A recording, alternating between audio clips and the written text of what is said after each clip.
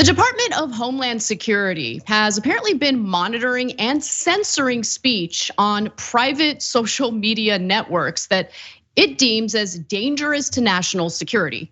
Now, when you have the Department of Homeland Security, when you have the Fed say that something is a threat to national security, which is an incredibly vague statement to make, you should be wary, especially when they are using that talking point to censor our speech as American citizens. Now, the report by The Intercept finds that their actions clearly seek to shape the narrative on major political issues, including foreign policy. So with that said, I actually want to go to this video featuring Lee Fong, one of the Intercept reporters who went on Tucker Carlson's show to kind of explain the report. So let's take a look at that and I'll give you more details. We looked at really hundreds of documents that paint a vivid picture of the FBI, the DHS, closely collaborating with the top social media platforms, Twitter and Facebook, to censor various forms of content under the banner of fighting disinformation. And the story shows a couple of things. One, it shows what you just mentioned, a very cozy relationship between the government and these tech giants. There's those monthly meetings that you just mentioned, but also just very cozy emails and texts. Not a very adversarial relationship. We looked at one text where Microsoft executive texts Jen Easterly, the top disinfo director at DHS appointed by Biden, basically saying the private sector needs to get more comfortable with the government.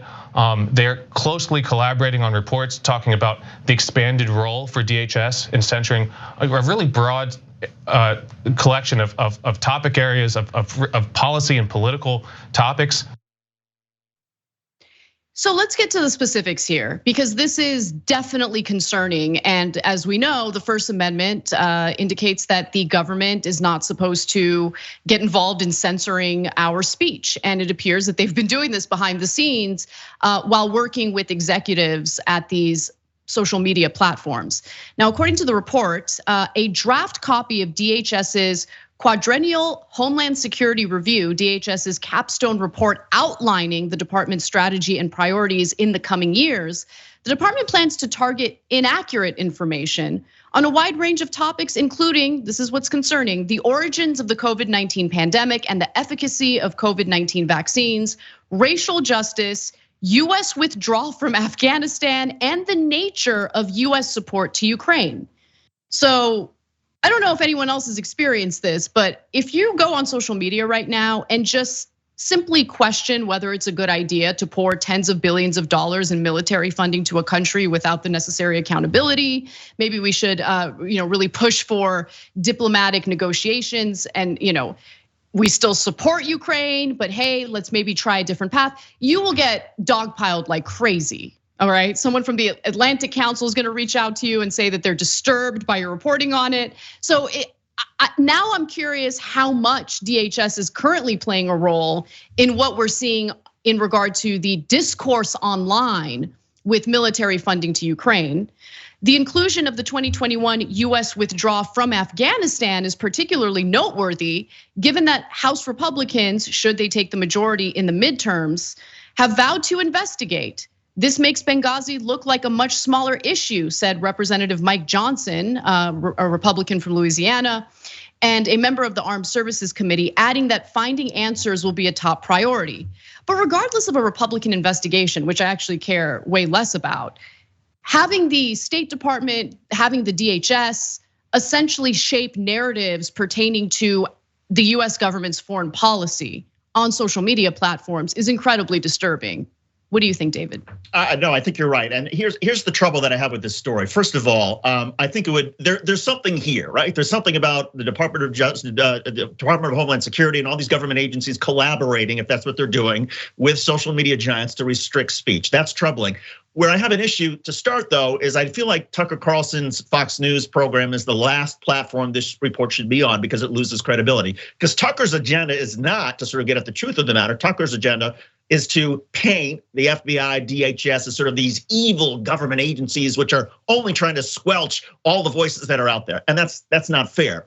Having said that, though, to the extent that social media companies are actively either squelching language or suppressing language or changing their algorithms to favor certain points of view dictated by the government, that's a problem. And we see the problems with these algorithms on social media anyway when it comes to videos and all sorts of stuff that we post. And the idea that they would actually be going after language, it deserves more investigation. I just wish the next investigation would not be reported out on Fox.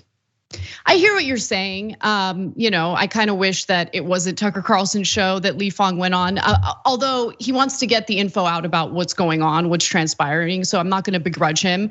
I have a problem when reporters, especially those who purport to be on the left, go on Tucker Carlson's show just to agree with him and nod their head along with his crazy paranoid talking points about whatever it is that they're talking about at any given moment.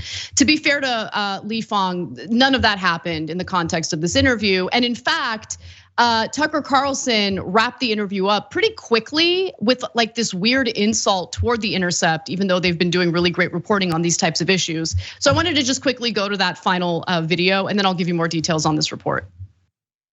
I don't know why you did this story at the Intercept. I'm just so grateful that you did. It's a great story. It's a huge public service. I hope you're rewarded for it. I doubt you will be, but you should be.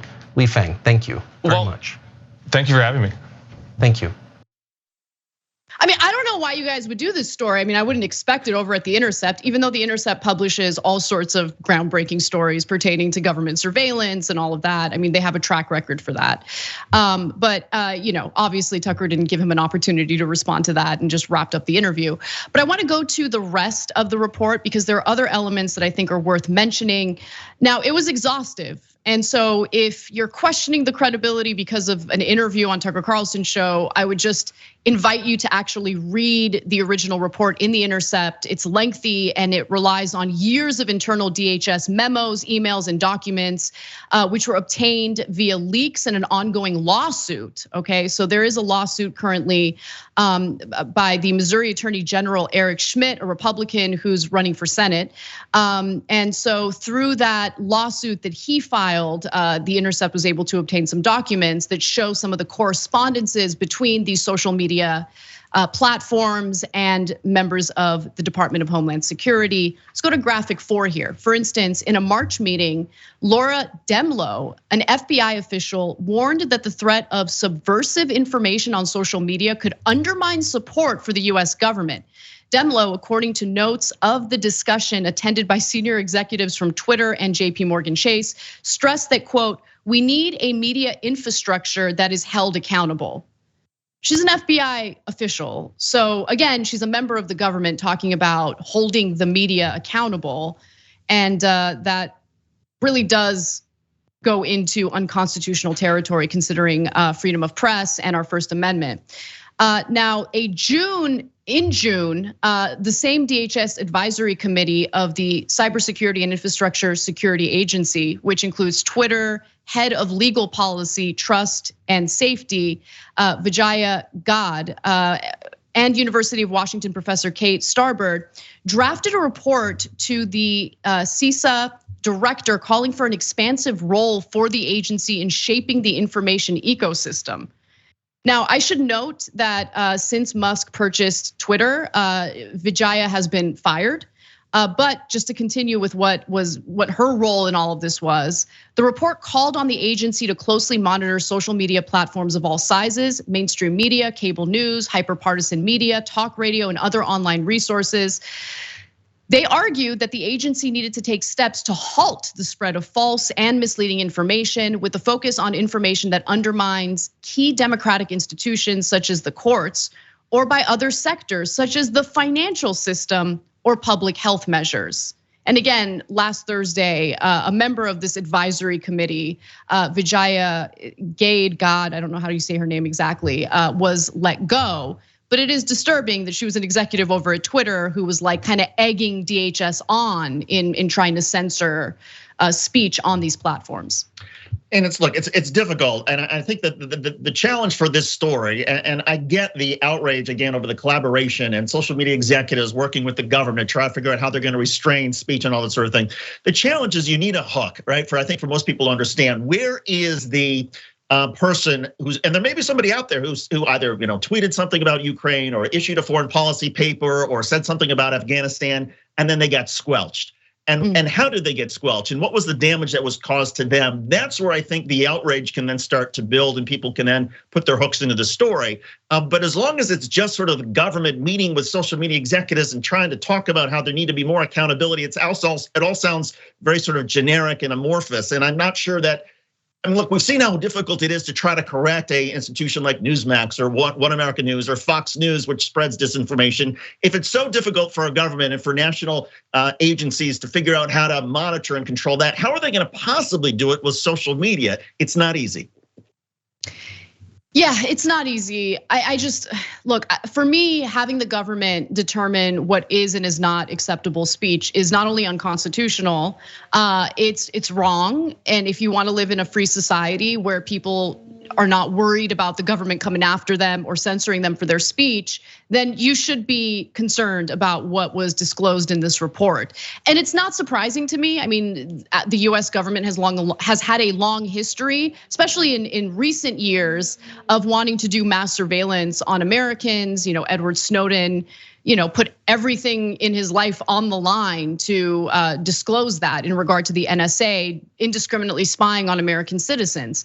Well, you just brought up, here's another example, Anna, that you just triggered for me, and that is the transportation industry, right? There was perhaps nothing wrong, I suppose, after 9/11 with transportation industry officials working with the government to try to identify people who might be on the no-fly list and try to track down possible terrorists. The problem is it went too far, and they started sweeping up all kinds of tens of thousands of innocent people, and they bungled the names. And so you had a lot of innocent people who literally had their opportunity to travel denied to them because of this collaboration. And so there was sort of there's the problem. And again, our government doesn't do a very good job of whether it's monitoring people, working with transportation companies. And I don't think our government's gonna do a very good job of monitoring speech. And again, I totally agree with your views on the Constitution.